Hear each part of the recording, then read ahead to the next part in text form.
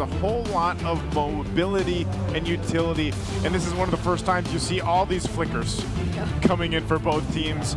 We're going to go ahead and get ready to throw it over to our casters to take us into game number 1. Game 1 in the Clash of Titans, a chronicle that spans the seasons. Here in the Champions Arena, a best of 5 for a race towards the upper bracket finals. You know what, I'll side with Renmar. I think I do like how JP alone, his chip, who has 100% win rate, opens up so much with this Tlph Fredrin-centric lineup. Yeah, I mean, I'd like to think the same, but if you were to ask me, I feel like I'm sort of 50-50, you know? Like the hero synergies in Team Falcon's lineup, they're just too good. They look too good. But again, overall, if Team Liquid Philippines, they're able to take the team fight strategically, then they can take the upper hand either way, considering that this is Sanji on Kimmy. I feel like it's an exciting, it's exciting to see him on these kinds of heroes, because even way back when he was using all these Novarias and all, he is that kind of guy who just plays the mid lane aggressively and so well. Yeah, very nuke-centric, definitely. So JP right now, obviously, is just going to poke it a little bit. But we were talking about like the win rates earlier, or the percentages. I really do agree with that 60-40, just because of how well we know Sanji will play this, plus the unpredictability that Turisla might actually give for this matchup. That is the X factor out of the XP lane. I think the fact that we're seeing a Turisla after so long, that might change the way Falcons plays. Again, I'm sure they've seen this in scrims, but through a shortcut, with a Fredrin, with a Moscow from across the map, like these are all lethal combos that Liquid PH could use to stampede through Falcon synergies. And that's probably a new version of the Stampede, because it's a debut pick for both the Fredrin and the Turisla for TLPH this season. But hold on. Wow, that's a very hard committal here from Oheb.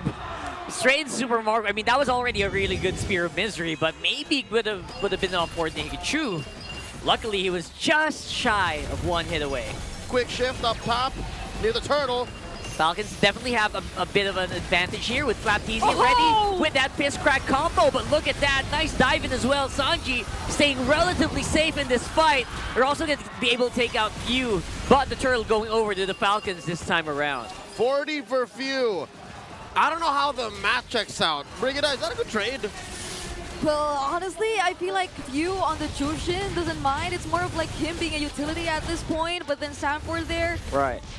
It's like that was supposedly a setup that Team Liquid Philippines could have really capitalized on, but then they were just exchanging blows. There was a beautiful fist break, fist crack combo too from Tlph. And so I feel like both teams are just pretty much even with it. Turtle did go over to Falcon, so I guess that's the deal breaker. You know, that's what makes it worth it.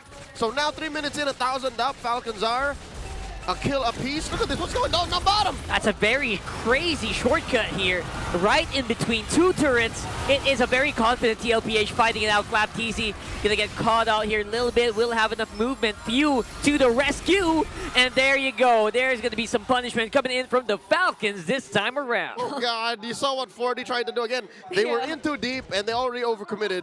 I think 40 needed like a second more to just get out with the shortcut. But Few denied him of that 1 second. He just made sure that there was no way 40 was getting out of that, and now he's currently on a 1-2-1, but wait! JP is going to be taken out here with just some really good firepower coming in from Super Marco and Ogwen. Those whiffs really do hurt in the early game. Can't really ignore those. Yeah, we're starting to feel the hero synergies. Like, how will Ogwen complement these heroes of Team Falcons, who by themselves have some pretty good and reliable mobility already, but he just amplifies all that so they can just immediately go to positions that Team Liquid Philippines can just immediately catch up to. Ooh, that's another flicker. They are really bearing down on Oheb. Babycake's duo currently not online, nowhere to be seen. It has been quite a while since we've seen Tlph and Oheb do great things as a duo. Towards the twilight of Season 15, the regular season, they kind of just did their own thing. Now with Tlph on the utility jungler, he's just focused on getting subjective. Feels like a different fight right now. Tlph really good on the retribution still. It's 5-man Falcons. They have the capability to really punish out TLPH here. And there you go with a fist break. Gonna be catching so many members TLPH. They're just running. The cavalry are just running for the hills here. 2 down. for the Cavalry. Tlph has dynamite in his hands. The Filipino cannon has unleashed into Tlph in their orange buff side of the jungle, and oh no, they might steal it away from Carl. Yeah, they're definitely going to have enough firepower. Look at that. It's going to be JP from the back with the shortcut. And there you go. Good enough projectile. Traction Pulse pulls it back.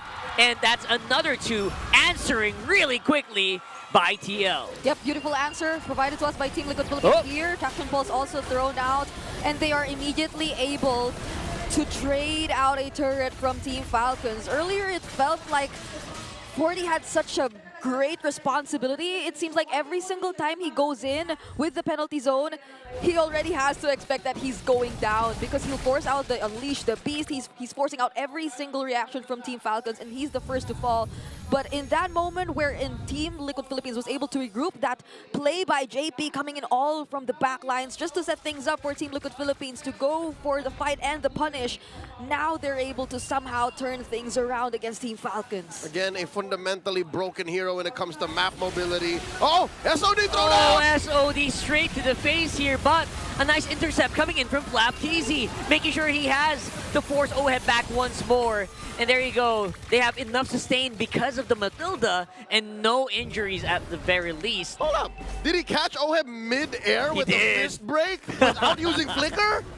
That was crazy, but yes, he did. Exactly, right? Like, how does Tlph do all this on the Badang? It feels like his warm-up's complete after using it multiple times yesterday, that he's able to interrupt so much, deny so much from Team Liquid Philippines. In as much as they want to take the team fight strategically step by step, or systematically even, how do you do that when there's this Badang constantly trying to deny you of that? Yeah, and they're doing it as much as they can, right? They're grouping up so hard, but there you go, a flying QB! And they take out OHEB in just one combo. Right up on front is Sanford. It's going to be Carl TZ trying to soak up as much damage as he can. A Prince Rat goes down, but he will also fall. Dear Lord, a flying Unleash the Beast tracking towards OHEB. Of course you have to concede the last hurdle of the game. Of course, Kyle TZ will take it easy. Wow, that's a solid hit from Super Marco here. They're going to be taking out this turret with ease. Yeah, Team Falcons at this point, they're just constantly able to bypass every single member of Team Liquid Philippines and hunt OHEB down. OHEB is having a very difficult time trying to position himself in the team fights. If it's not Flap that's after his life, it's Kyle TZ, who barely minds anyone else from Team Liquid Philippines. Once he gets his eyes set on OHEB, that's all he needs to know. He's literally just going for it, whatever happens. What? Is Flap TZ just walking it up from the back here? What are you doing there, brother? You usually come through the other side. That's where your side of the map is, red side. But oh my lord, the Filipino cannon. He's a loose cannon. They spot. Do they know JP's here? I think they... I don't think so. I don't think so. Flap's a little too deep here. But again, he seems to be very confident in how tanky he is, you know, walking up on the turret. But look at that. Because of Falcon's attention to the top lane, they forgot that OHEB can just do this. Yeah. He pushes it all the way, tier 2 down. Yeah, but I'm liking how OHEB decided to do this instead because they can't afford to risk the fight anymore. Here it goes again. There's a retreat, perfectly timed Spear of Misery, but the catch-up is really, really strong. Plus the confidence you get because of Ogwen's Matilda. That's going to be OHEB getting removed here. And there you go, JP again, all alone. There's just no answer for TL. How do you answer a rampaging Falcon squad like this? Here's the thing. You see a Liquid Stampede, it makes sense. They're horses, right? But what if a flock of Falcons just come down from the ground and start attacking you? What do you do? I can't believe how Kyle TZ looked so decisive. He just... This is a problem for OHEB, definitely. We mentioned it earlier, but all the more now. Luckily for Sanji, he hasn't died just yet, but he could be next, you know? Like, if Falcons gains that much of an easy access to OHEB, then that pretty much denies Team Liquid Philippines of getting their power spikes early on. Then what more now? For Sanji, there's such a huge role he has to fill.